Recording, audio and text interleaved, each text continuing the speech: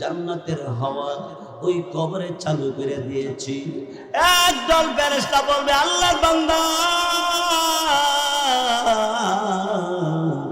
তুমি ঘুমের ঘরে ঘুমাইয়া যাও, তুমি ঘুমিয়ে থাকো। যেদিন ইসরাফিল সিংহায় ফু দিবে, বাঁশিতে ফু দিবে, ওই দিন তোমার এই কবর থেকে বের করা হবে।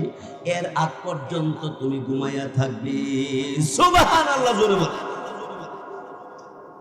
ভাইয়ের আমার, বন্ধুরা আমার, এই জন্যই আমি আপনাদের সামনে আল্লাহর কালাম কোরআনুল কারীমের একখানা আয়াতে কারিমা তেলাওয়াত করেছি।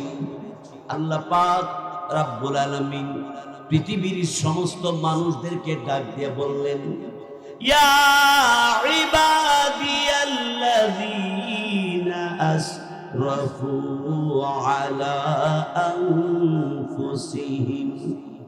ও মিয়া, সকালেও গুনাহ, বিকালেও গুনাহ, রাতের বেলাও গুনাহ, দিনের বেলাও গুনাহ, শুধু গুনাহর সাথে জড়িত।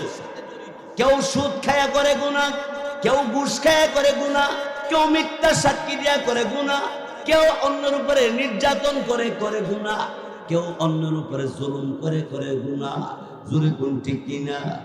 কেউ আল্লাহর ইবাদত বাদ দিয়া মানুষ মাখলুকের ইবাদত করতে যায়, কেউ মূর্তির পূজা গিয়া করে গুনাহ। আমি মুসলমান, আমি কোনদিন মূর্তির পূজাতে যাইতে পারি না।